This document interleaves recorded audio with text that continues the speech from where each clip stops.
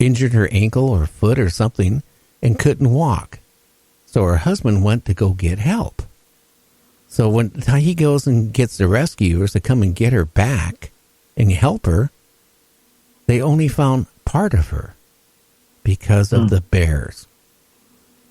They love dining on humans or anything else that, has meat on them.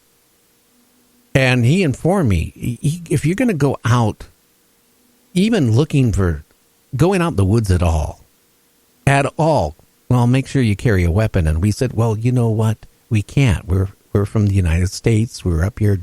He goes, oh, I can understand that, but why didn't you have bear spray? I never thought about bears. Never. I never thought about anything other than going out and taking pictures. Stupidity on my part and my friend, who should have known better, because at least he went to medical school and graduated, and he did his internship, and he was a doctor. But no, neither one of us. We were naive. Now, we could have ran into a bear. We could have been in that situation. But I can tell you, it didn't have a snout of a bear. It didn't have the legs of a bear. It didn't have the arms of a bear. The head looked kind of prehistoric. It did have some skin on the front of the face, but it was mostly all covered in hair, long, shaggy, smelly hair. So, my feelings of these people that say, well, Bigfoot are here to help mankind. Well, I don't know. I can't say that they are or they're not. But I don't think this situation, this one was here to help us. It wanted us gone. My feeling is if we would have stood our ground, I wouldn't be talking to you guys right now on the radio. I really, I can honestly tell you, I felt very threatened. And it was aggressive. So I didn't get any bubbly orbs off of it or any feeling like he's here to help mankind. I didn't feel that. Now, wow. I can say this. If you're going to go out looking for a Bigfoot, the odds are it's not going to happen. If you're going camping and you decide to take a trail, the odds are running into a Bigfoot or a monster. I don't know what it was. It's not going to happen. The thing is, I don't think they want to associate with us. Now, there's a lot of people that claim, oh, I was just off the road or behind a tavern and I saw a Bigfoot going through the garbage. Hey, maybe. Or they were, every time they go somewhere, they see a Bigfoot. Well, maybe. I grew up in a family. My father was an avid camper. Every summer, 4 weeks, we went camping from the time I was probably 4 years old. And I can actually remember my first camping trip at 4 years old. I actually do. And I can tell you this. I've never seen anything like that. And all the years I went camping with my parents out in the woods, a lot of times we were in campgrounds. Other times we weren't in campgrounds because my dad liked going out in nature. I can tell you this. I had 8 kids. I went camping every year, especially because the type jobs I had a lot of times to go camping. And I took my family out camping. We never saw anything like this, ever. And I loved going out on trails, way out, I did, out in the middle of nowhere. Now, I'm not an avid, hiker or anything like that, but I just loved getting out in nature. But I never saw a Bigfoot or a monster. To that time, we went up the Canadian Rockies. My feeling is you're not going to find them near civilization. Whatever it was not anywhere near civilization.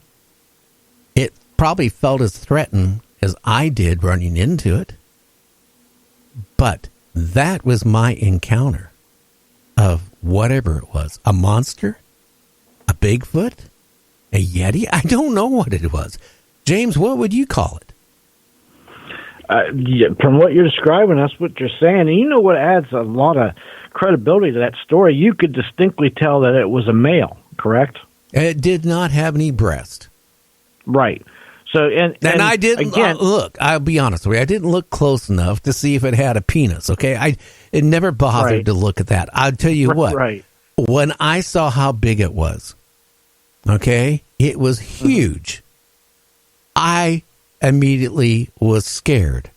And if anybody else out there, if you're not expecting something like that, it is the most scariest encounter of something you'll ever run across. I guarantee you.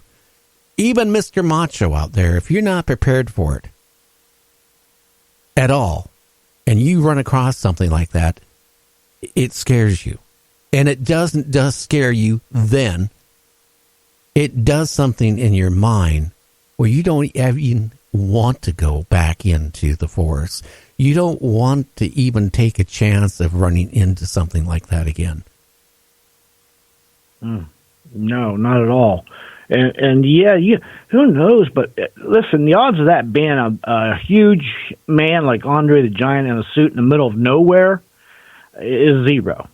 So yeah, that was definitely something going on there. And again, lucky, hey, if that thing would have caught you guys or wanted to really catch you or do something to you, I think you'd, like you said, you'd be in trouble. And again, unfortunately, the car got a big old dent in it too on top of that. Well, yeah. Well, the car was secondary. Again, if we would have stood our ground, I don't think I'd be talking to you. I think it let us go because we took off running. But evidently it or its mate or another mate, I don't know how many there was. It would put it this way, we were running as fast as we could. Now, I never claimed to be a runner where I could run the mile in a minute, but I can tell you this, it was there waiting for us at the tree. So that tells me right off the bat is either it could run faster than us, which undoubtedly it can, or it had a mate with them. Okay? And it was basically keeping an eye on us and following us the whole time.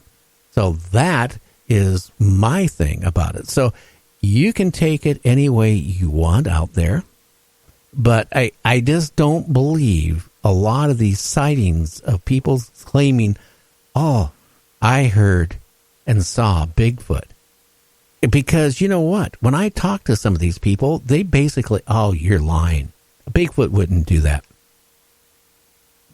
I've actually heard in my years of research and studying and interviewing people, I've actually come across 2 or 3 other reports that people said it's 2 to 4, when it was running. I don't know if it's a common thing. I don't know. I do know that I have heard it before.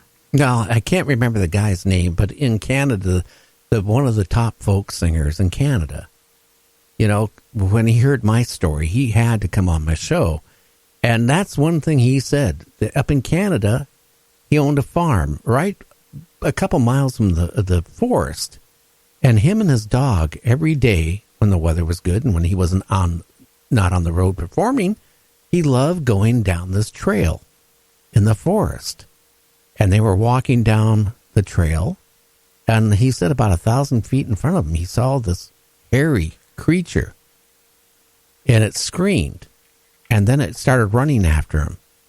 And he said he was never so scared in his life. And what he noticed, what he told me, is he turned around several times. The thing was running on 2 legs to 4 legs, to 2 legs to 4 legs. Now, just before he got off the trail where his vehicle was parked, he turned around and it was gone. So it stopped at some point and didn't continue. But he did go to the authorities and all that stuff, and they said, yes, there's been a lot of sightings of Bigfoot in the area. Now, Washington State, I don't know if it's a ploy going on or what, because you never know with marketing things. But in the news, they've been talking about Bigfoot being sighted at one of the passes, both on still and then later on video in another location. Now, again, I don't know if that is a marketing ploy or not, but if it isn't a marketing ploy, and if it is actually a picture of a real Bigfoot, then, hey, maybe we'll start getting some proof. But again, I looked at the picture and like in two different times and stuff where the Bigfoot was, it almost looks like a cutout to me. But go ahead, James. Oh, I was going to say, I really analyzed that, and here's my conclusions. First of all, that was a video, but they only screenshot 3 pictures that they released. Now, if you looked at them pictures, one of the pictures, it shows a car taillights going up the road, and the other one doesn't. And the other picture, the snow on the road is almost melted, and it's sunny out. And the other picture, it's a lot of snow on the road, and it's very dark. And in both pictures, what I would call a cutout is in the same exact mid-stride leaning against a tree. It hasn't moved within, well, you got to say, if those pictures were taken separately, which they were, obviously hours apart, that Bigfoot never moved. It was in, mid-stride against that tree exactly, and hours had passed. So I don't know. My opinion is it was a cutout. That's my feeling too, because I don't know. I just catching one on a video and just so-called catching it on a game type camera, on a couple different locations. I mean, times. Just I don't buy it. So, but the point is, I do know. There's stuff out in the forest, deep in the forest, that we can't even comprehend.